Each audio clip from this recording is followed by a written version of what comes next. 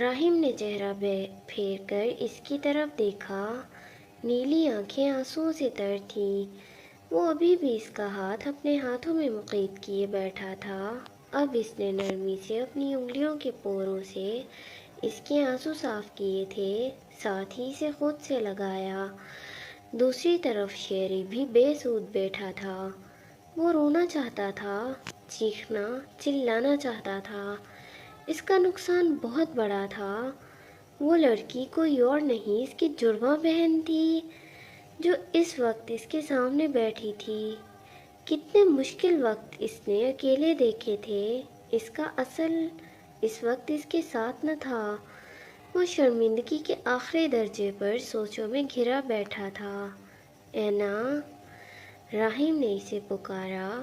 وہ اس کے لیے فکر مند تھا، ساتھ ہی کچھ ڈاکیومنٹس جو انامتا اور شیری کی پیدائش کے تھے اس کی طرف بڑھائے۔ وہ پڑھ رہی تھی، ساتھ ہی ہچکیوں کے ساتھ رو رہی تھی۔ وہ اس کا بھائی تھا، وہ کیسے نہیں پہچان سکی؟ قرب، ملال، سرخ آنکھیں۔ وہ بے ساختہ ہی اٹھ کر اب شیری کی طرف بڑھی تھی۔ ڈاکیومنٹس زمین پر بکھر گئے تھے۔ شیری، تم میرے بھائی ہو؟ وہ اس کا چہرہ دونوں ہاتھوں میں تھامے کہہ رہی تھی، آنکھوں میں آنسو، ہونٹوں پر بھائی کے مل جانے کی خوشی۔ شیری دیکھو! وہ اب اٹھ کر راہیم کی طرف آئی تھی۔ اس کے ہاتھوں سے ڈاکیومنٹس لیے وہ واپس شیری کے پاس آئی۔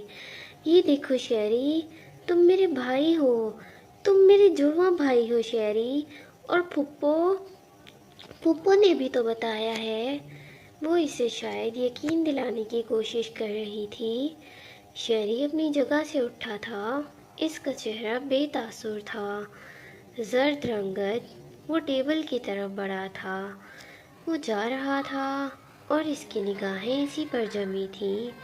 جب وہ آیا تو اس کے ہاتھ میں وہی آرٹ پینٹنگ تھی جو ایک خاکی کاغذ میں مقید تھی۔ اب اس نے وہ پینٹنگ انامتا کی طرف بڑھائی تھی۔ چہرہ جھکائے وہ اس وقت ندامت کی گہرائیوں میں تھا۔ انامتا نے پینٹنگ تھامی اور کاغذ سے آزاد کر کے سامنے کی۔ وہ پینٹنگ اسی کی تھی۔ اس پینٹنگ میں کوئی اور نہیں بلکہ انامتا تھی۔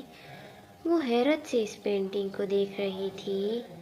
میں بہت شرمندہ ہوں، اچانک وہ بولا تھا۔ حلق میں آنسوؤں کا گولا اٹکا تھا۔ ہاں، میں تمہارا بھائی ہوں۔ یہ پینٹنگ میں نے تب بنائی جب میں نے تمہیں کبھی دیکھا بھی نہیں تھا۔ تم اکثر میرے خوابوں میں آتی تھی۔ اب اس نے نظر اٹھا کر اس کی طرف دیکھا تھا۔ انامتا نے پینٹنگ راہیم کو تھمائی اور شیری کے ہاتھ تھامے۔ وہ مسکرا بھی رہی تھی اور رو بھی رہی تھی، اور راہیم ایک سائڈ پر کھڑا ان دونوں کو دیکھ رہا تھا۔ مجھے سمجھ نہیں آ رہی میں کس طرح اپنی لاپرواہیوں کا ازالہ کروں گا، وہ نظریں جھکائے کہہ رہا تھا۔ سیاہ آنکھ سے ایک آنسو ٹوٹ کر گال پر پھسلا۔ راہیم اب باہر کی طرف بڑھا تھا۔ نہیں شیری، اگر شرمندہ ہونا ہے تو ہم دونوں کو ہونا چاہیے۔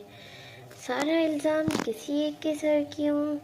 وہ مسکرا رہی تھی، ساتھ ہی اس کے آنسو بھی صاف کر رہی تھی۔ اپنے سگے بھائی کے ہوتے ہوئے تم نے اتنی پرابلمز فیس کی۔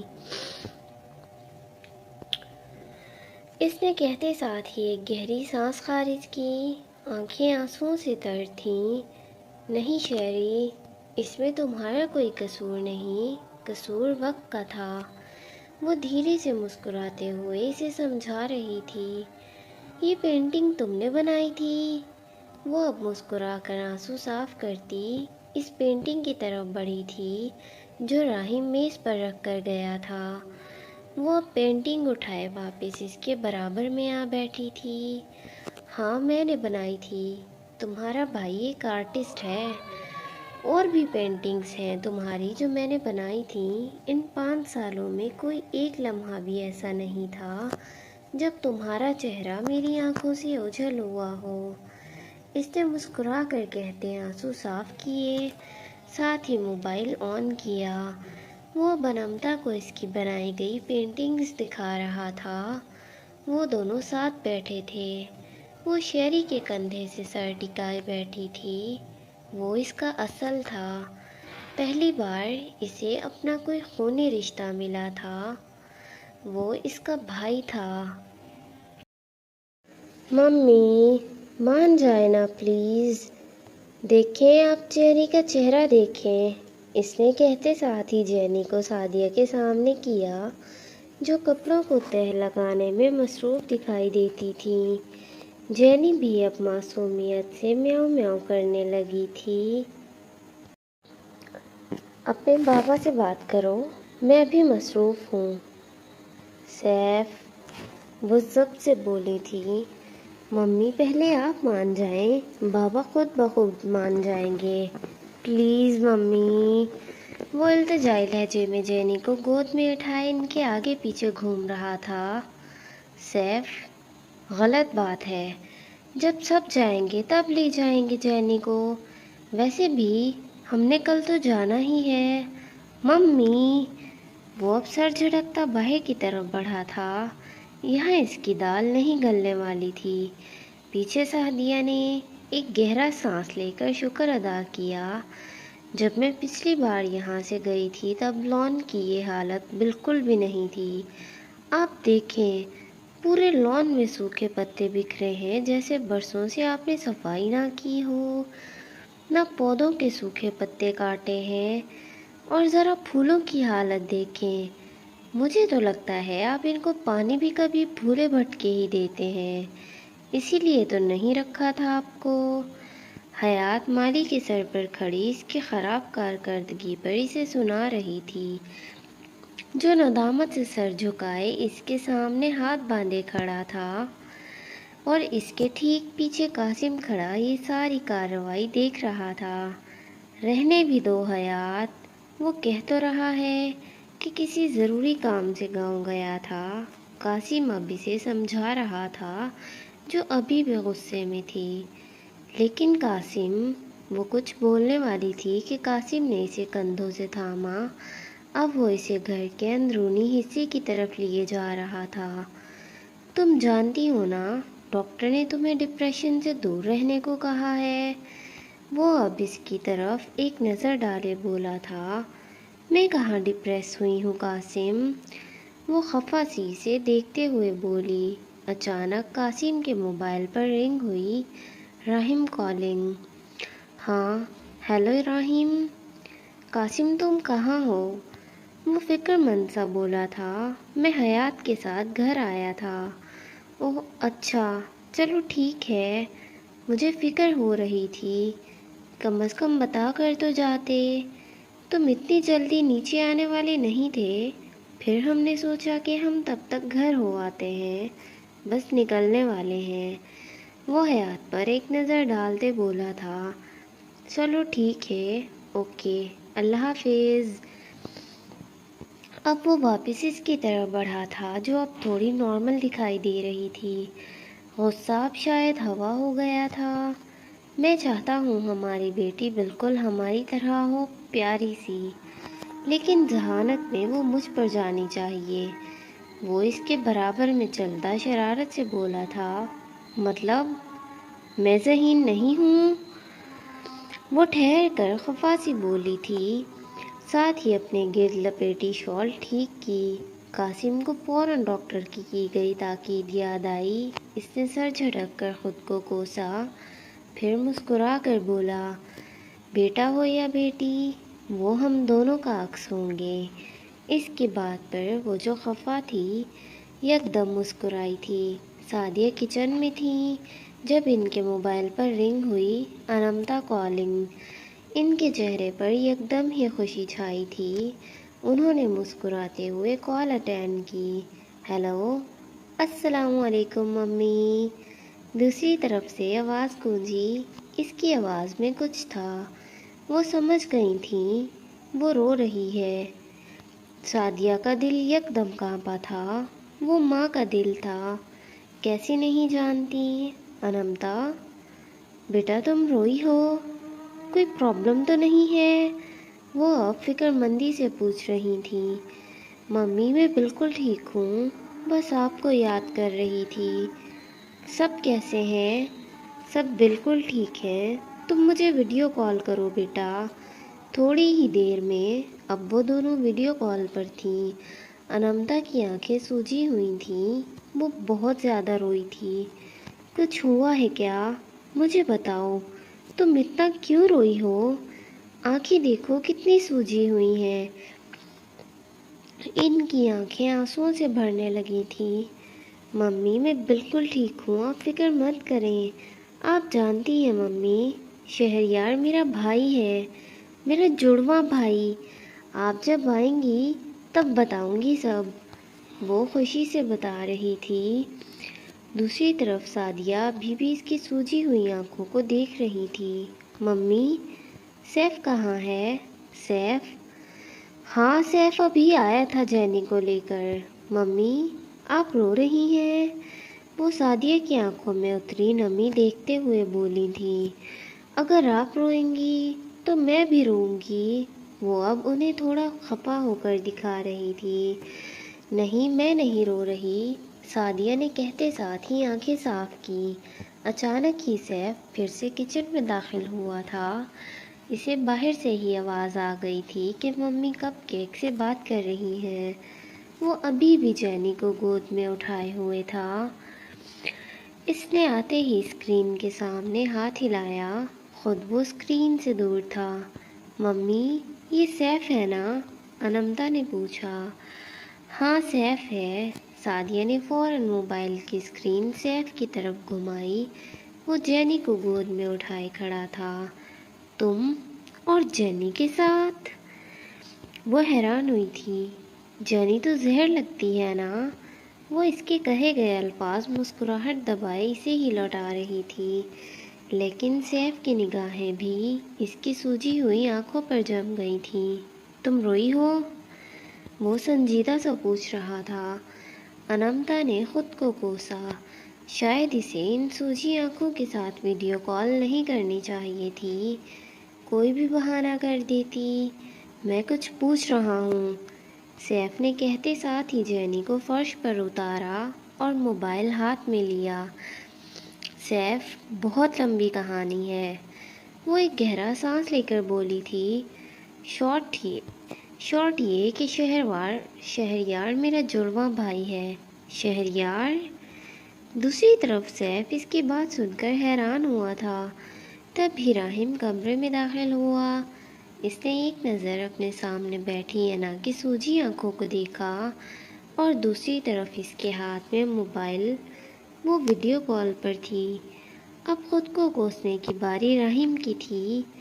سیف، میں بعد میں بات کرتی ہوں۔ انمتا نے الوداعی کلمات کہے اور کال ڈسکنیکٹ ہوئی۔ وہ اب اس کے برابر میں آ بیٹھا تھا، اس کی آنکھیں حد درجہ سوجی ہوئی تھیں۔ راہم ایک گہری پرفسون سانس لے کر مخاطب ہوا۔ کل ہی سیف نے کہا تھا کہ میری بہن کی آنکھ میں آنسو نہیں آنے دینا، اور ہمارے پہلے ہی دن تم اتنا روئی ہو، وہ بھی میری وجہ سے۔ وہ شرمندہ سا اس کے ہاتھ تھامے کہہ رہا تھا، وہ بھی اسی کی طرف دیکھ رہی تھی۔ راہم، میں آپ کی وجہ سے نہیں روئی، آپ میری زندگی میں سکون کا باعث ہیں۔ بھلا کوئی دکھ ہے جو مجھے آپ سے ملے؟ وہ کہتے ساتھ ہی مسکرائی تھی۔ وہ بھی مسکرایا۔ راہم، وہ اس کے کندھے سے سر ٹکائے بولی تھی۔ جی ہو جائے راہم، وہ بھی مسکرا کر بولا تھا۔ اس کے ہاتھ اپنے ہاتھوں میں مقید کیے۔ کیا اب شہری واپس چلا جائے گا؟ وہ اپنے ہاتھوں کو دیکھ رہی تھی جو اس وقت راہم کے ہاتھوں میں تھے۔ وہ تمہارا بھائی ہے نا؟ مجھے لگتا ہے یہ سوال تمہیں اس سے خود کرنا چاہیے۔ وہ بہت سمجھدار ہے، اپنے فیصلوں کا حق رکھتا ہے، اور جہاں تک میرا خیال ہے، مجھے نہیں لگتا کہ وہ اب کبھی بھی تم سے دستبردار ہوگا۔ وہ نرم لہجے میں اسے سمجھا رہا تھا۔ آئس کریم کھاؤ گی؟ نیلی آنکھیں یکدم پرجوش ہوئی تھیں۔ میں لائبہ اور شہری کو بھی کہتی ہوں، سب ساتھ چلیں گے۔ وہ اسے مسکرا کر کہتی سے الگ ہوئی اور اب موبائل اٹھائے لائبہ کو میسج کرنے لگی تھی۔ راہیم بھی مسکرایا۔ وہ چاروں اب ایک ہی گاڑی میں بیٹھے تھے۔ راہیم ڈرائیو کر رہا تھا اور شہریار اس کے برابر میں بیٹھا تھا۔ لائبہ اور انمتا دونوں پیچھے بیٹھی مسلسل باتوں میں مصروف دکھائی دیتی تھیں۔ شہریار نے چہرے کا رخ پیچھے کی جانب گھمایا۔ اینا، کیا تمہیں بھی نیلا رنگ پسند ہے؟ اس کے اینا کہنے پر راہیم یکدم چونکا تھا، ساتھ ہی اس پر ایک نظر ڈالی اور سر جھٹکا۔ ہاں، کیا تمہیں بھی پسند ہے؟ وہ بھی اب پرجوش سی سے پوچھ رہی تھی۔ Of course I love blue, وہ بھی مسکراتے ہوئے بولا تھا۔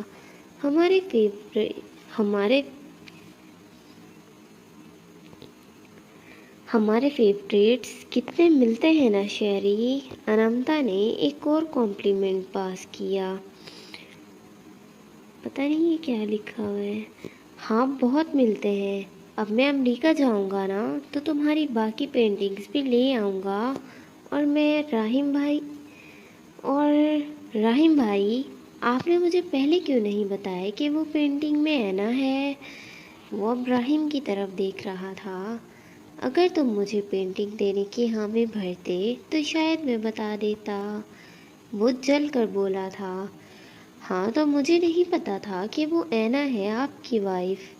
آئس کریم پارلر کے باہر ان کی گاڑی رکی تھی اور اب وہ سب باہر آتے دکھائی دیے۔ راہیم گاڑی پارک کر رہا تھا اور وہ تینوں اندر کی طرف بڑھے تھے۔ تم اور شہری ایک ساتھ کتنے اچھے لگتے ہو۔ انمتا نے لائبہ کے کان میں سرگوشی کی۔ شہری کے کان میں بھی ہلکی پھلکی آواز آئی۔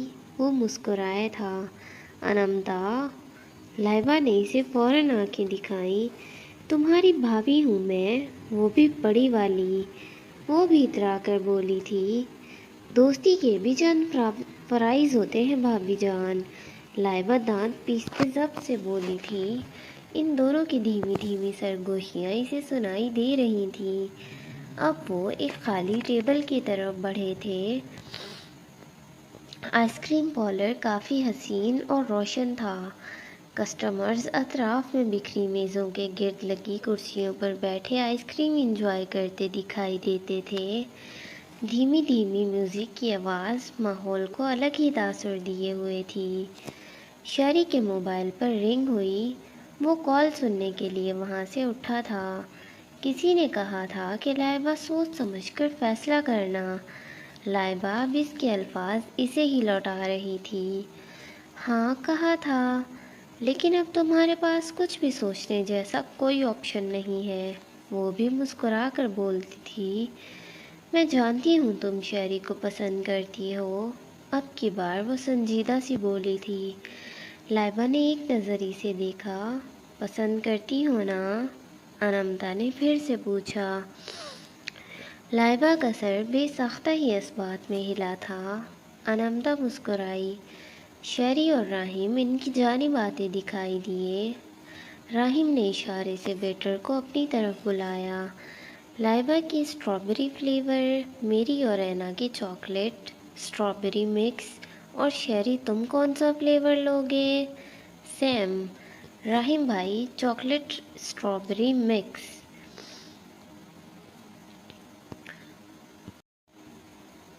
وہ کہتے ساتھ ہی مسکرایا تھا۔ ان کے فلیورز واقعی میں بہت ملتے تھے۔ آخر وہ ٹوئنز تھے۔ راہیم نے اب ویٹر کو آرڈر دیا تھا۔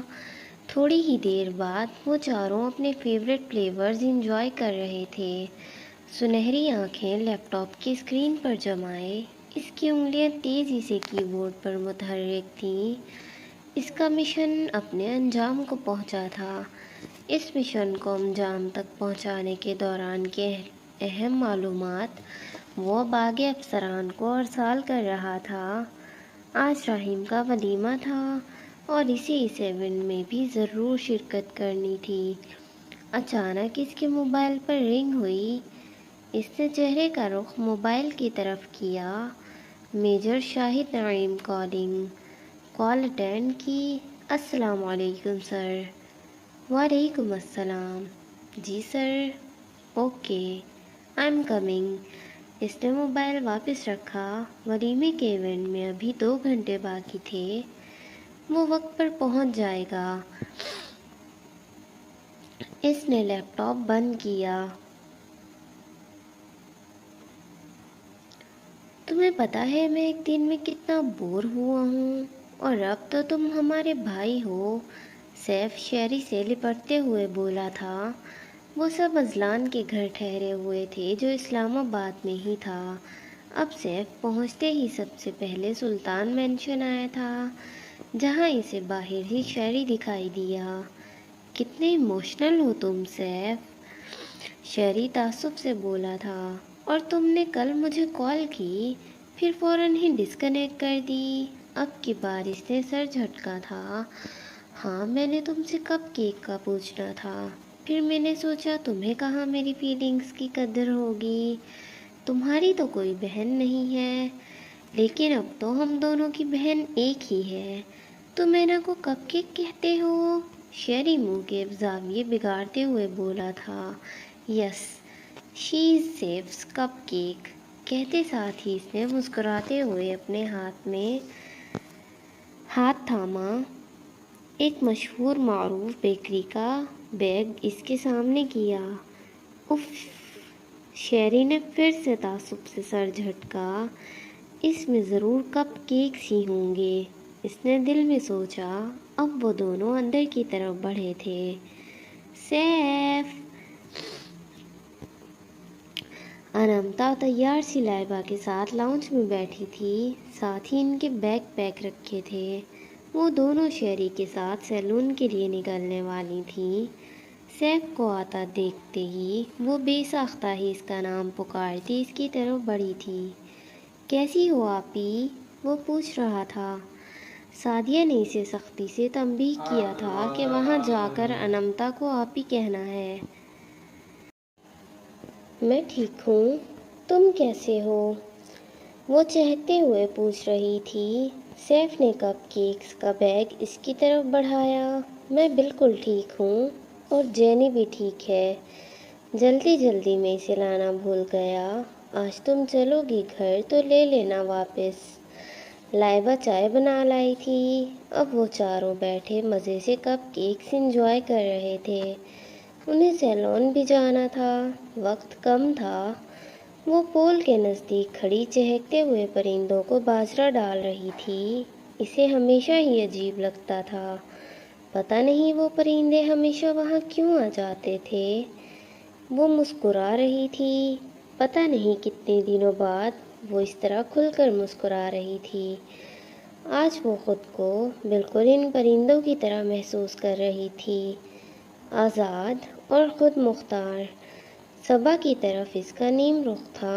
وہ مسکراتے ہوئے اس کی طرف بڑھی۔ آج تم بہت پیاری لگ رہی ہو، صبا نے عقب سے کہا۔ وہ سیاہ رنگ لباس ساتھ ہم رنگ دوپٹے میں ملبوس تھی، لمبے بال کسی آبشار کی طرح پشت پر بکھرے تھے۔ کھلے بالوں کے ہالے میں اس کا دمکتا معصوم سا چہرہ، اس کے چہرے پر چھائی مسکراہٹ یک دم ہی سمٹی تھی۔ لیکن صبا ابھی بھی مسکرا رہی تھی۔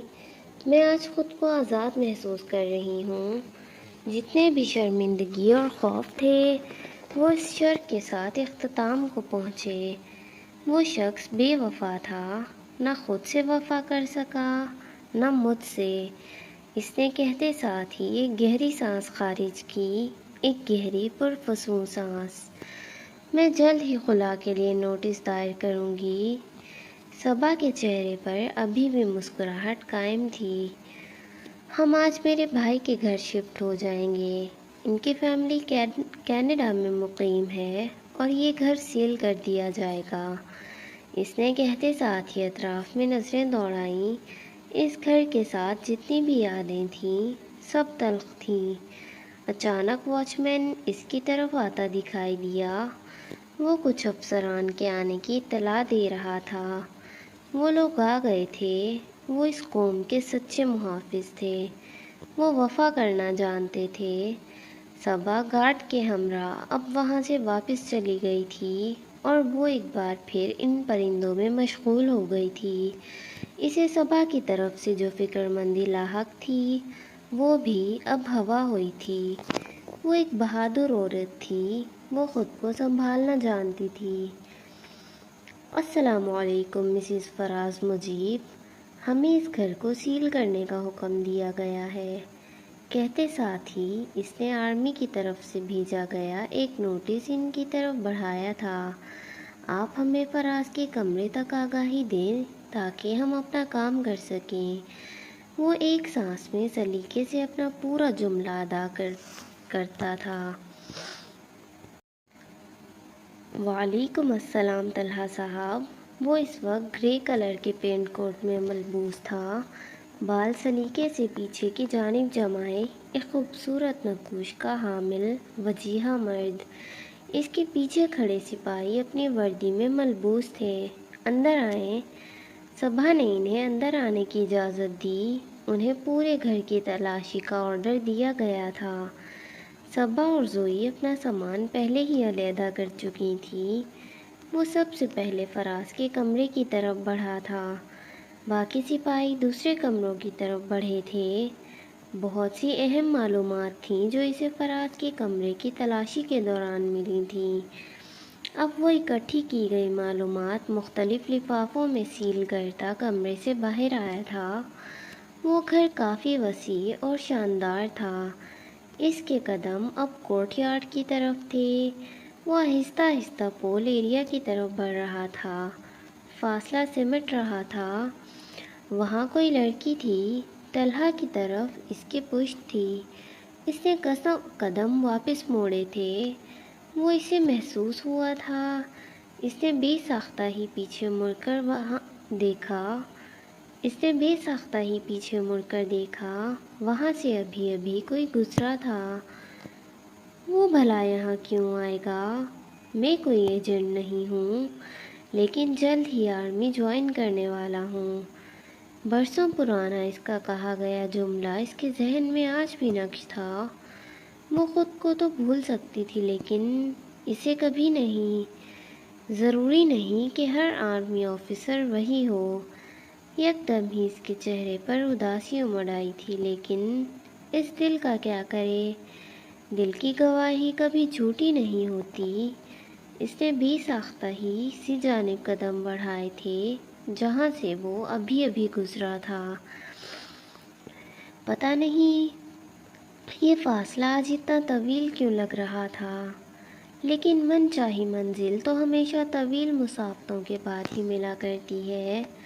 شام اترنے کو تیار تھی، سورج ڈھلنے کو تھا۔ خزاں کے موسم میں پتوں پر چھائی زردی بھی آج زرد نہیں لگی تھی۔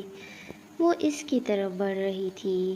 وہ اس کے سامنے تھا، سپاہی کی وردی میں ملبوس۔ کیا وہ وہی تھا؟ اس کا دل بھی عجیب تھا، پہلے گواہی دی، اب نفی کر رہا تھا۔ اس کی طرف اس کی پشت تھی۔ طلحہ! اس کے لبوں سے آزاد ہوا۔ آواز قدرے دھیمی تھی، وہ ابھی بھی کشمکش کا شکار لگتی تھی۔ اس کے وہم و گمان میں تھا، وہ یہیں تھا، اس کے نزدیک، کہیں آس پاس، لیکن کیا یہ وہی تھا؟ اس سپاہی نے نامحسوس انداز میں چہرے کا رخ اس کی طرف پھیرا۔ وہ نہیں تھا۔ سپاہی نے ایک نظر اسے دیکھا، پھر ناسمجھی سے باہر کی طرف بڑھ گیا تھا۔ یکدم ہی فضا میں اداسی چھائی تھی، درختوں کے پتے پھر سے زرد پڑنے لگے تھے، ہوائیں پرسے کو تیار تھیں۔ وہ وہاں نہیں تھا۔ اس کا دل بھی غلط بیانی کر گیا تھا، بالکل ان جھوٹے خوابوں کی طرح جو وہ روز دیکھتی تھی، جو اس کی پوری زندگی کی جمع پونجی تھے۔ ایک آنسو ٹوٹ کر گال پر پھسلا، انگلی کے پوروں سے آنسو صاف کر کے اس نے اب رخ پھیرا تھا۔ بھوری غزالی آنکھیں سنہری آنکھوں سے ملی تھیں۔ یکدم ہی ماحول میں خاموشی چھائی تھی، ایک گہری خاموشی۔ اگر منظر میں کوئی تھا تو بس وہی تھا، وہ اس کے سامنے ہی تھا، وہی جسے یہ غزالی آنکھیں ہمیشہ تلاش کرتی آئی تھیں، حقیقت میں نہ صحیح، خواب میں ہی صحیح۔ کیا آج وہ حقیقت میں سامنے آ گیا تھا، یا یہ بھی کوئی سیراب تھا؟ وہ ابھی بھی کشمکش کا شکار لگتی تھی۔ کیا وہ اب دل کی نہیں سن رہی تھی؟ لیکن وہ تھا، وہ حقیقت میں تھا۔ ہواؤں کی سرگوشیاں، درختوں سے گرتے زرد پتوں کی سرسراہٹ، دور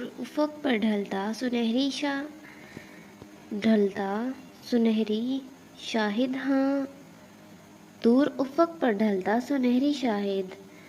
ہاں، منظر میں موجود ہر شے ان کی ملاقات کی شاہد تھی۔ وہ اس کے سامنے تھا، وہ حقیقت میں اسے دیکھ رہی تھی، ایک حسین منظر، قدرے حسین، اس کے خوابوں سے بھی زیادہ حسین۔ وہ بالکل ویسا ہی تھا، ایک نظر پڑنے پر دوسروں کو اپنا گرویدہ بنا لینے والا۔ جب وہ دکھائی دیتا تھا تو سب نظر آنا بند کیوں ہو جاتا تھا؟ وہ صبا کے ساتھ لاؤنج میں بیٹھا تھا، دونوں ہاتھوں کو باہم پیوست کیے، پرسکون سا وہ اسے سن رہا تھا۔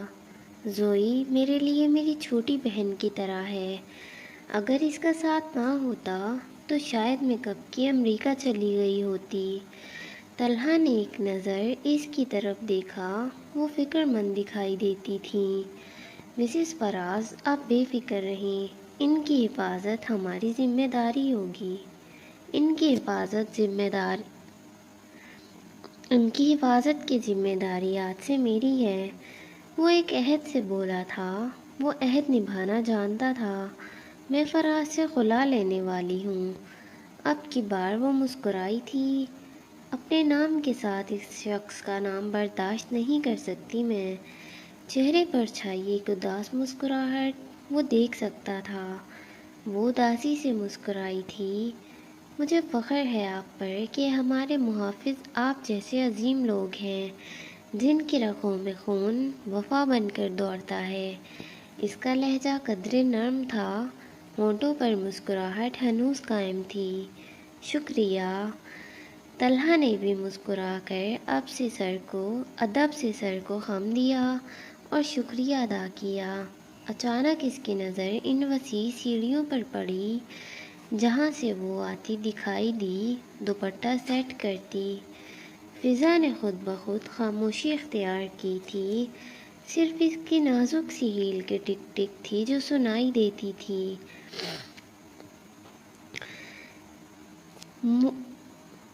موو کلر کی ٹخنوں کو چھوتی لمبی فراک، جس پر ہلکا سلور رنگ کا زری کا کام تھا، ساتھ ہم رنگ دوپٹہ، پشت پر بکھری کھلے بھورے بالوں کی آبشار، لائٹ میک اپ۔ وہ اب ان دونوں کی طرف بڑھ رہی تھی۔ صبا اپنی جگہ سے اٹھ کر اس سے ملی تھی۔ اچانک طلحہ کے موبائل پر رنگ ہوئی، لائبہ کالنگ۔ وہ لیٹ ہو گیا تھا۔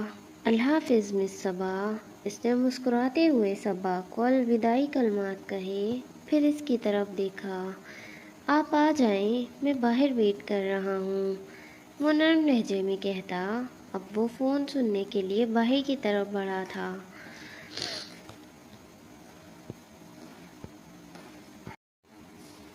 صبا اس کے ہاتھ تھامے کھڑی تھی۔ دعا کروں گی جتنی اذیتیں تھیں تم سب بھول جاؤ، قدرت تم پر مہربان رہے، تمہاری ہر وہ خواہش تکمیل کو پہنچے جو تمہارے حق میں بہتر ہو۔ وہ مسکرا کر کہہ رہی تھی، تم سے رابطے میں رہوں گی، اپنا خیال رکھنا، آپ بھی اپنا بہت خیال رکھیے گا۔ وہ بھی اداسی سے مسکرائی۔ وہ جب باہر آئی تو وہ منتظر سا گاڑی سے پشت ٹکائے کھڑا تھا۔ اسے نزدیک آتے دیکھتے ہی اب اس نے پیسنجر سائڈ کا دروازہ کھولا تھا۔ گاڑی میں خاموشی چھائی تھی، ایک گہری خاموشی۔ وہ جو خوابوں خیالوں میں اس سے ڈھیروں باتیں کیا کرتی تھی، اب وہ شخص اس کے سامنے تھا تو وہ لب بے بس کیے بیٹھی تھی۔ ماریا، آپ ٹھیک ہے؟ وہ جو گمسم سی بیٹھی خیالوں میں کھوئی تھی، یکدم چونکی۔ آہ! اس نے اسے اس کے نام سے پکارا۔ آنسوؤں کا گولا حلق میں اٹکا تھا۔ یہ آنسو کسی غم کے نہیں، خوشی کے تھے۔ برسوں بعد اس شخص سے مل جانے کی خوشی، جسے آپ نے برسوں اپنی دعاؤں میں مانگا ہو۔ کہیں یہ کوئی خواب تو نہیں؟ کیا یہ واقعی میں حقیقت تھی؟ اسے اس کا نام یاد تھا۔ اس نے جملہ کیا کہا، کچھ یاد نہیں۔ کچھ یاد رہا تو بس یہ کہ اسے اس کا نام آج بھی یاد تھا۔ ماریا، اس نے دوبارہ پکارا، لہجہ قدرے دھیما۔ طلسم ٹوٹا۔ جی میں ٹھیک ہوں، وہ ہڑبڑا کر بولی تھی۔ آپ کو اب فکر کرنے کی ضرورت نہیں ہے، میں ہوں آپ کے ساتھ۔ اس نے کہتے ساتھ ہی گاڑی کو بریک لگائی تھی۔ وہ ونڈو سے اسے جاتا دیکھ رہی تھی۔ وہ ایک فلاور شاپ کی طرف بڑھ رہا تھا۔ جب وہ واپس آیا، اس کے ہاتھ میں سرخ تازہ گلابوں کا ایک بڑے سائز کا بوکے تھا، جو اس نے اب بیک سیٹ پر رکھا تھا۔ آپ بتا رہے تھے کہ آج آپ کے بھائی کے ولیمے کا ایونٹ ہے۔ وہ اب گاڑی سٹارٹ کر رہا تھا جب ماریا نے پوچھا۔ طلحہ نے ایک نظر اس کی طرف دیکھا۔ جی، یک لفظی جواب۔ اس کے لہجے میں سنجیدگی تھی۔ وہ اب پہلے سے کم بولتا تھا۔ ماریا نے چہرے کا رخ ونڈو کی طرف کیا۔ ایک بار پھر گاڑی مناظر کو پیچھے چھوڑتی اب بینکوئٹ ہال کی طرف بڑھ رہی تھی، جہاں ولیمے کی تقریب منعقد کی گئی تھی۔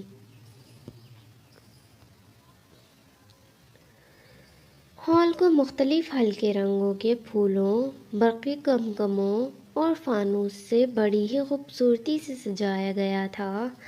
انٹرنس سے داخل ہوں تو وہ اس وقت پیل بلو کلر کی پیکسی میں ملبوس، نقشک سے تیار، سجی سنوری، چہرے پر مسکراہٹ لیے اسٹیج پر بیٹھی تھی۔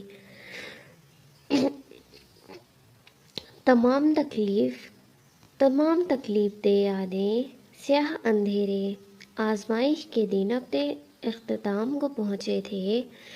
وہ ایک بار پھر تخت سے نواز دی گئی تھی، ایک بار پھر حکمرانی اس کی منتظر تھی،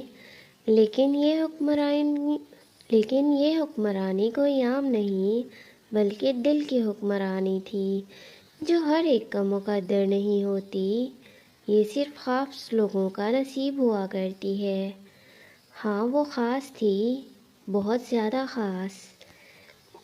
کریم کلر کے پرنس کوٹ میں ملبوس، انمتا کے لباس سے میل کھاتا، ہم رنگ پاکٹ اسکوائر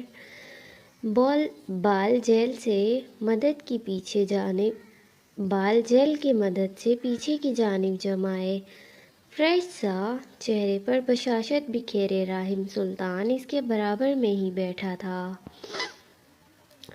اسے راحم سلطان کے دل کی حکمرانی نصیب ہوئی تھی، وہ جو ابھی بھی آنکھوں میں ڈھیروں محبت لیے اسے دیکھ رہا تھا۔ اینا، راحم نے پکارا، "You resemble a royal princess today." وہ مسکراتے ہوئے بولا تھا۔ "But Rahim, I'm a queen." وہ ایک ادا سے بولی تھی، شاید کچھ اور بھی کہنا چاہتی تھی۔ یہ جملہ بھی مکمل نہیں تھا، ہونٹوں پر مسکراہٹ بکھری تھی، کہیں نہ کہیں وہ یہ بھی جانتی تھی کہ اب وہ کیا کہے گا۔ "Yes, you are the queen of my heart." وہ واقعی میں ایک سلطان تھا، وہ محبت کا مان رکھنا جانتا تھا۔ اس نے وہی کہا تھا جس کی وہ منتظر بیٹھی تھی۔ "راحم، بیٹا طلحہ کو کال کرو، اب تو مہمان بھی جا چکے ہیں۔ کتنا ٹائم ہو گیا ہے، وہ ابھی تک نہیں آیا۔ مجھے فکر ہو رہی ہے، فاطمہ رحیم کے پاس آ کر بولی تھیں۔ فنکشن اپنے اختتام کو تھا، کافی حد تک مہمان بھی اب جا چکے تھے۔ ممی میری بات ہوئی ہے ابھی، وہ بس آنے والا ہے، راستے میں ہے، وہ پرسکون سا بولا تھا۔ تبھی انمتا کی نظر اچانک سے انٹرنس پر پڑی، جہاں سے اب وہ دونوں آتے دکھائی دیے۔ اس کی آنکھوں میں حیرت تھی، ہونٹوں پر مسکراہٹ۔ وہ فوراً اپنی جگہ سے اٹھی تھی۔ دوسری طرف ماریا بھی حیرت زدہ تاثرات لیے ان کی طرف بڑھی تھی۔ فاصلہ سمٹ رہا تھا، وہ دونوں گلے ملیں، دونوں کی آنکھوں میں نمی اتری تھی۔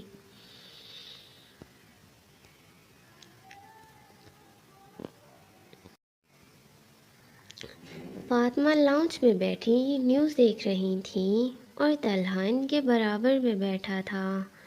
سامنے میز پر چائے کے مگ جو ابھی ابھی طلحہ بنا کر لایا تھا اور کچھ سنیکس رکھے تھے۔ ممی، آپ کتنی بار یہ نیوز دیکھیں گی؟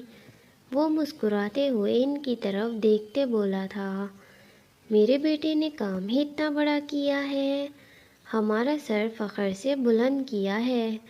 میں 1000 بار بھی دیکھ لوں یہ نیوز تب بھی کم ہے۔ اور دیکھو تم کتنے ہینڈسم لگ رہے ہو۔ وہ چائے کا مگ تھامتی فخر سے بولی تھیں۔ وہ ان کی باتیں سن کر مسکرا رہا تھا۔ کتنے وقتوں بعد وہ اس طرح ساتھ بیٹھے تھے۔ ممی، میں اور رحیم بھائی چاہتے ہیں کہ اب آپ سب بھی یہاں شفٹ ہو جائیں۔ ایک ڈیلر سے بات ہوئی ہے، بس کل گھر دیکھنے جائیں گے، پسند آ گیا تو فائنل کر دیں گے۔ آپ چلیں گی؟ کہتے ساتھ ہی اس نے دھوئیں اڑاتی چائے کے مگ سے ایک گھونٹ بھرا۔ ہاں، ضرور چلوں گی۔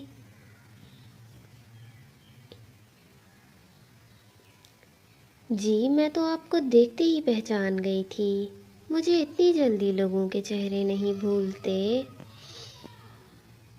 وہ دونوں سیڑھیاں اترتی اب کچن کی طرف بڑھ رہی تھیں۔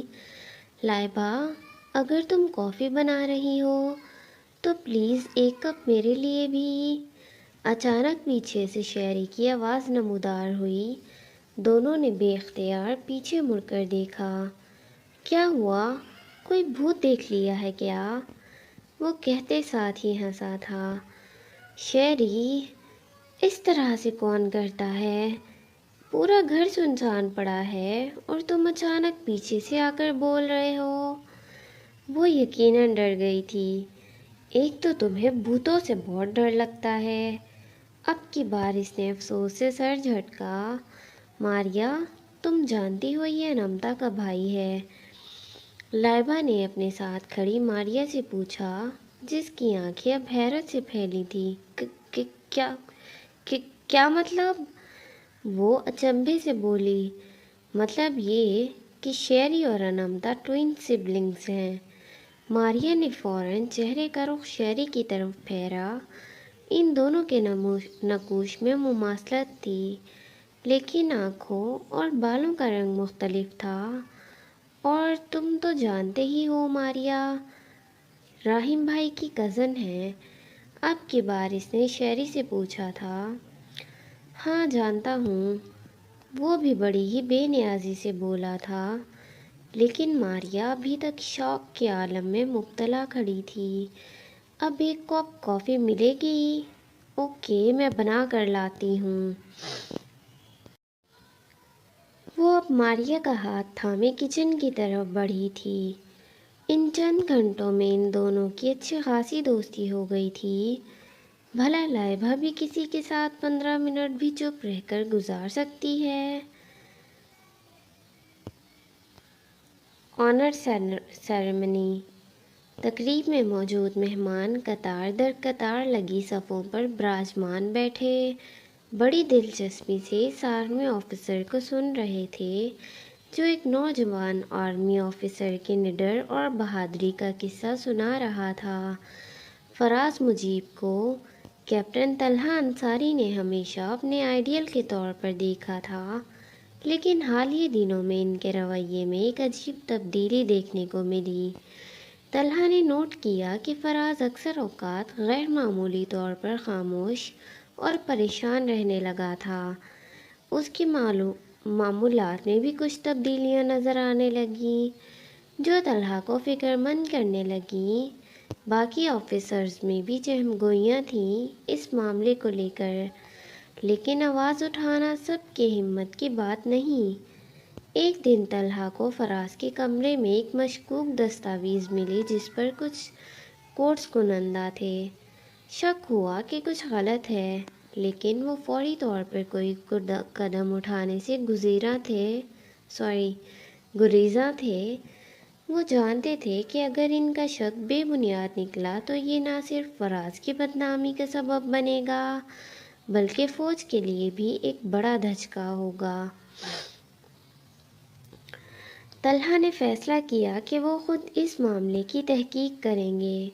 کہتے ساتھ ہی اب کیپٹن نے طلحہ کی طرف دیکھا تھا جو انہیں ہی سن کر مسکرا رہا تھا۔ ہمیں کیپٹن نے فراز کے معمولات پر گہری نظر رکھنا شروع کر دی اور اس نے ہر قدم کو نوٹ کرنا شروع کیا۔ چند دنوں کے بعد طلحہ کو فراز کی غیر قانونی سرگرمیوں کے ٹھوس ثبوت مل گئے۔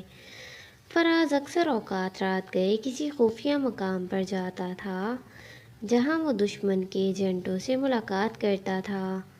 طلحہ نے اپنی تحقیق کو جاری رکھا اور اپنے سینئر افسران کو اس معاملے کی سنگینی سے آگاہ کیا۔ ایک خفیہ ٹیم تشکیل دی گئی جس کا مقصد فراز کو بے نقاب کرنا تھا۔ پھر وہ دن آ ہی گیا جب ایک ملک دشمن کا خاتمہ کیا گیا۔ نہ صرف اسے بے نقاب کیا گیا بلکہ ان دشمنوں کا بھی خاتمہ کیا گیا جو ہمارے نوجوانوں کے ذہن میں دولت کا خناس بھرتے ہیں اور وہ دل کے بجائے دماغ سے سوچنا شروع کر دیتے ہیں۔ کیپٹن ایک لمحے کے لیے رکے تھے، پھر بولے، یہ صحیح وقت تھا ان کی شکست کا۔ اگر انہیں بے نقاب نہ کیا جاتا تو آنے والے وقتوں میں وہ ہماری قوم کے لیے ایک بھاری دھچکا ثابت ہوتے۔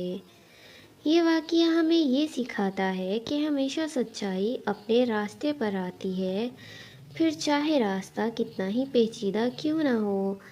غداری کا الزام لگانے سے پہلے حقیقت کا سامنا کرنا اور مکمل تحقیق کرنا ضروری ہوتا ہے۔ یہ بھی یاد رکھنا چاہیے کہ وطن کی خدمت سب سے بڑی عبادت ہے اور اس کے لیے ہر قربانی دینے کے لیے تیار رہنا چاہیے۔ میں اب کیپٹن طلحہ انصاری کو اسٹیج پر مخاطب کرنا چاہوں گا کہ وہ آئیں اور ہمارے نوجوانوں کے جوش اور لہو کو مزید گرمائیں۔ یکدم تالیوں کی گونج سے پوری تقریب گونجی تھی۔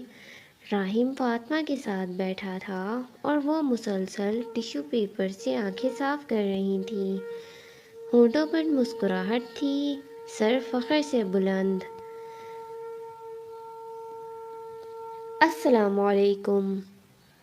تقریب میں یکدم خاموشی چھائی۔ اچانک اس کی آواز گونجی تھی، مائی سیلف کیپٹن طلحہ اسحاق انصاری۔ اس بار پھر سے ہال تالیوں کی گونج سے گونج اٹھا تھا۔ نوجوانوں کا شور بلند ہوا تھا۔ ان کا جوش اور ولولہ دیکھنے لائق تھا۔ وہ اس وقت اس آرمی یونیفارم میں ملبوس پرکشش دکھائی دیتا تھا، کندھوں پر جگمگاتے سنہری تارے، ہونٹوں پر نرم سی مسکراہٹ۔ اس کی نگاہیں سامنے بیٹھے سامعین پر تھیں۔ سب سے پہلے میں اپنے اللہ کا شکر گزار ہوں جس نے مجھے توفیق عطا کی، مجھے ہمت دی کہ میں اپنے ملک کے لیے کچھ کر سکوں۔ میں اپنے سینئر آرمی آفیسرز کا شکر گزار ہوں جنہوں نے میری بات کو اہمیت دی اور مجھے سنا۔ میں شکر گزار اپنے والدین کا ہوں جنہوں نے ہمیشہ مجھے برائی کے خلاف ڈٹ کر کھڑے ہونا سکھایا۔ وہ اب مسکراتے ہوئے فاصلے پر بیٹھے اسحاق صاحب اور فاطمہ کی طرف دیکھ رہا تھا۔ میں ان سب کا شکر گزار ہوں جو میرے یہاں تک پہنچنے کا سبب بنے۔ میرے اساتذہ، میرے راحم بھائی اور میرے دوست۔ وہ ایک لمحے کے لیے رکا۔ میں یہ کہنا چاہوں گا کہ برائی کو دیکھ کر خاموشی اختیار کر لینے سے آپ خود بھی اس گناہ میں شراکت داری اختیار کر لیتے ہیں۔ اگر برائی ہوتی دیکھ رہے ہیں تو اس کے خلاف مضبوط چٹان کے مانند ڈٹ جائیں۔ وہ بہت خوبصورت انداز میں اپنی آواز کا سحر بکھیر رہا تھا۔ ایسے لوگ بہت کم ہوتے ہیں جن کی بات سنی جائے، توجہ دی جائے، جن کی بات دل میں اتر جائے۔ حضرت علی علیہ السلام کا قول ہے، اگر برائی دیکھ رہے ہو تو اسے آواز کی طاقت سے روکو۔ اگر تب بھی نہ بنے تو کم از کم دل سے اس سے نفرت کرو۔ یہ قول ہمیں سبق دیتا ہے کہ کم از کم آپ کوشش تو کریں، برائی کے خلاف آواز بلند کریں، پھر باقی اللہ پر چھوڑ دیں۔ بے شک وہ دلوں کے حال سے واقف ہے۔ اگر اس برائی کے راستے میں کھڑے ہوتے جان بھی جائے تو جام شہادت آپ کی منتظر ہے۔ ایک بار پھر سے ہال تالیوں کی زوردار گونج سے گونج اٹھا تھا۔ لائبہ، انامتا اور ماریا تینوں لاؤنج میں بیٹھی ایک ٹی وی چینل پر یہی تقریب دیکھ رہی تھیں، ہونٹوں پر فخریہ مسکراہٹ لیے۔ آج اس پر فخر صرف اس سے جڑے لوگوں کو ہی نہیں بلکہ پوری قوم کو تھا۔ بھائی کتنے اچھے لگ رہے تھے نا یونیفارم میں۔ اب اس چینل پر کمرشل سٹارٹ ہونے لگی تھیں۔ جب لائبہ ان دونوں کو دیکھتے چہک کر بولی تھی، وہ دونوں بھی مسکراتے ہوئے اب اسے ہی دیکھ رہی تھیں۔ ہاں بہت اچھے لگ رہے تھے، وہ ہمیشہ سے ہی خوش گفتار ہیں، انامتا مسکرا کر بولی تھی۔ اچانک اس کے موبائل پر رنگ ہوئی۔ راحم کالنگ۔ ہیلو، السلام علیکم۔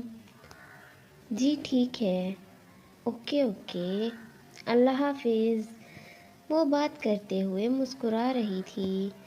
راحم کہہ رہے ہیں سب جلدی سے ریڈی ہو جاؤ، وہ ہمیں پک کرنے آ رہے ہیں۔ وہ عجلت میں اٹھتی بولی تھی، لیکن جانا کہاں ہے؟ لائبہ بھی اٹھتے ساتھ ہی پوچھنے لگی، پتہ نہیں، لیکن کوئی پلانز بنائے ہوں گے انہوں نے۔ اذلان بھائی، بھابھی، قاسم، حیات، سیف سب جائیں گے۔ وہ اب ٹھہر کر بولی تھی، ماریا جلدی ریڈی ہو جاؤ۔ ساتھ ہی ماریا کو بھی آگاہ کیا۔ شام کا وقت تھا، موسم خاصا خوشگوار، پرمسرت، ہلکی ہلکی خنکی کی رمق ماحول میں بکھری سرد ہوائیں موسم سرما کے آنے کا پیغام دیتی تھیں۔ وہ سب مسکراہٹیں بکھیرتی گاڑی سے نکل کر اب انٹرنس سے اندر پارک کی جانب بڑھتی دکھائی دی تھیں۔ سیف اور قاسم ان کے ساتھ تھے۔ باقی مرد حضرات گاڑیاں پارکنگ ایریا کی طرف لے گئے تھے۔ وہ دونوں جھیل کے گرد واکنگ ٹرائلز پر چلتے دکھائی دیے تھے۔ راحم بلو کلر کی شرٹ ساتھ بلیک کلر کی جینز میں ملبوس جیبوں میں ہاتھ دیے اسے سن رہا تھا، اور وہ اس کے برابر میں چلتی نیلے رنگ کے لباس میں ملبوس مسکراتے ہوئے مسلسل اسے کچھ کہہ رہی تھی۔ باقی سب بھی اطراف میں بکھرے تھے، اذلان اور فائزہ، راحم اور حیات، لائبہ، ماریا، سیف، طلحہ اور شیری۔ یہاں تو میری کوئی ویلیو ہی نہیں ہے۔ جب میں امریکہ میں تھا تو لڑکیاں ان کالی آنکھوں اور کالے بالوں پر جان دیتی تھیں، اور یہاں کہہ کر اس نے افسوس سے سر جھٹکا تھا۔ اس نے کہتے ساتھ ہی اطراف میں نگاہیں دوڑائیں۔ دوسری طرف اس کی بات سن کر سیف کا منہ کھلا کا کھلا رہ گیا۔ مطلب امریکہ کی لڑکیاں تم پر مرتی ہیں؟ ہاں، جنوبی لڑکیاں مشرقی لڑکوں پر مرتی ہیں، شیری نے اب اس کے کندھے پر جھک کر کہا تھا۔ وہ سیف سے 2 انچ لمبا تھا۔ سیف کی آنکھیں مزید پھیلی تھیں۔ میرے بھی تو کالے بال اور کالی آنکھیں ہیں، مطلب اگر میں بھی وہاں جاؤں گا۔ سیف نے اپنا جملہ ادھورا چھوڑا تھا، آنکھوں میں ابھی بھی حیرانگی تھی۔ ہاں ایسا ہی ہے، تم بھی اگر جاؤ گے تو فیمس ہو جاؤ گے، لیکن تمہیں جانا نہیں چاہیے، تمہارا وطن اتنا حسین ہے، بھلا وہاں جا کر کیا کرو گے؟ میں تو خود اب یہیں آنے والا ہوں۔ اب کی بار شیری پرسکون سا بولا تھا، مطلب تم پاکستان میں رہو گے ہمیشہ کے لیے؟ ہاں یہیں رہوں گا۔ اچانک ہی ان کے پیچھے طلحہ آ کر کھڑا ہوا تھا، جو ابھی ابھی کوئی کال سننے گیا تھا۔ تم پاکستان شفٹ ہو رہے ہو؟ وہ موبائل جیب میں ڈالتا شیری کی طرف دیکھتے ہوئے بولا تھا۔ جی بھائی، شیری بھی مؤدبانہ انداز میں بولا تھا۔ بھائی ہم بوٹنگ کب کریں گے؟ لائبہ ماریہ کے ساتھ چلتی راہیم کے پاس آ کر بولی تھی۔ ابھی کریں گے گڑیا، راہیم بھی مسکرا کر بولا تھا۔ لائبہ بھی کھل کر مسکرا دی۔ اب وہ سب ٹکٹ کاؤنٹر کی طرف بڑھے تھے۔ بوٹنگ ٹائمنگ کے اختتام میں 1 گھنٹہ باقی تھا۔ ہم تو موٹر بوٹ رائڈ لیں گے، سیف نے اچک کر شیری کے کندھے پر ہاتھ رکھتے کہا۔ اس کے ساتھ ہی طلحہ بھی پرجوش سا کھڑا تھا، بے شک وہ بھی موٹر رائڈ ہی لینے والا تھا۔ راہیم نے مڑ کر انمتا کی طرف دیکھا، قاسم اور اذلان نے بھی اپنی اپنی بیگمات کی طرف دیکھا۔ ان کی موٹر بوٹ رائڈ کا خواب چکنا چور ہوا تھا۔ اصل مزے تو شیری، سیف اور طلحہ کے ہونے والے تھے، وہ صرف سنگل پرسنز کے لیے ہے۔ انہوں نے فوراً اپنے دل کو دلاسے دیے۔ وہ اب ٹکٹس خرید رہے تھے۔ ٹکٹس خریدنے کے بعد وہ سب لائٹ سوٹس میں ملبوس اپنے اپنے بوٹ ڈرائیورز کے سامنے کھڑے تھے، جو انہیں بوٹنگ رولز سے آگاہ کر رہے تھے۔ کچھ ہی ٹائم بعد وہ سب اپنی اپنی بوٹس میں سوار تھے۔ راہیم، انمتا، ماریہ اور لائبہ کے ساتھ ایک بوٹ میں، قاسم اور اذلان اپنی بیگمات کے ساتھ ایک بوٹ میں، اور وہ تینوں اپنی سنگل لائف انجوائے کرتے موٹر بوٹ پر فراٹے بھرتے ان کے اطراف سے گزر رہے تھے۔ بھائی پلیز کل مارگلا ہلز پر چلیں گے ہائیکنگ کے لیے، لائبہ اب آنکھیں ٹمٹماتی راہیم سے کہہ رہی تھی۔ ہاں لائبہ، جب ہم اسلام آباد آئے تھے تب بھی موقع نہیں ملا تھا، کتنا ایڈونچرس ہے نا، ہم ضرور جائیں گے مارگلا ہلز، انمتا بھی چہکتے ہوئے کہہ رہی تھی، ساتھ ہی وہ راہیم کو بھی دیکھتی تھی۔ مطلب اب تو جانا لازم تھا، اتنے تو ایڈونچرز کیے تھے تم دونوں نے جب اسلام آباد آئی تھیں، سب یاد ہے مجھے، راہیم انمتا کو دیکھتے ہوئے بولا تھا، جو اس کے برابر میں بیٹھی تھی۔ تیز ہوا کے باعث اس کے بال اڑ اڑ کر چہرے پر امڑ آتے تھے، جنہیں وہ بار بار پیچھے کرنے کی ناکام کوشش کر رہی تھی۔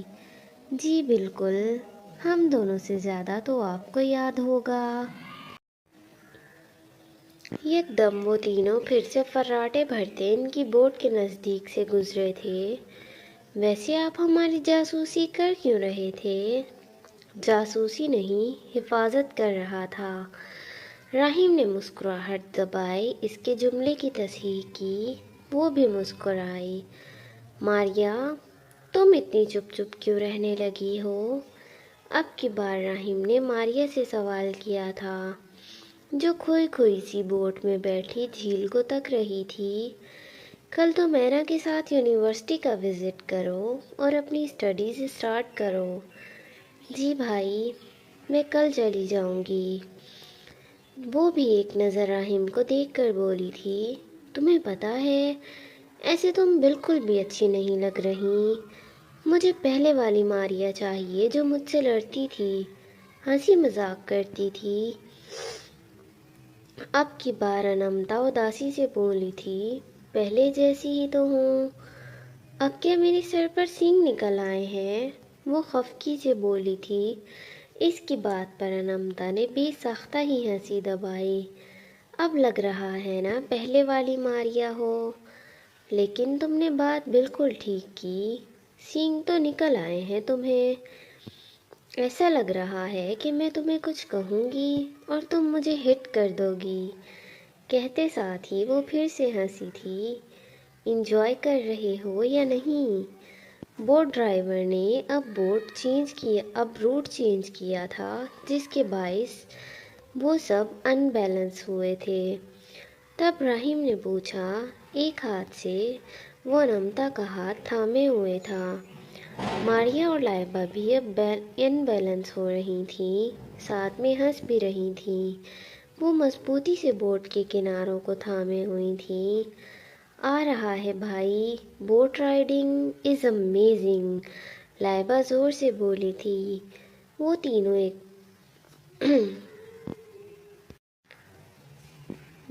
ایک بار پھر فراٹے بھرتے ان کی بوٹ کے قریب سے گزرے تھے۔ آپی! سیف نے باقاعدہ تمیز اور ادب کے ساتھ انمتا کو آپی پکارتے آواز بھی لگائی تھی۔ طلحہ آگے بیٹھا تھا، سیف اور شیری پیچھے۔ انمتا نے بھی اس کے کارنر پر مسکراتے ہوئے اس کی طرف ہاتھ ہلایا۔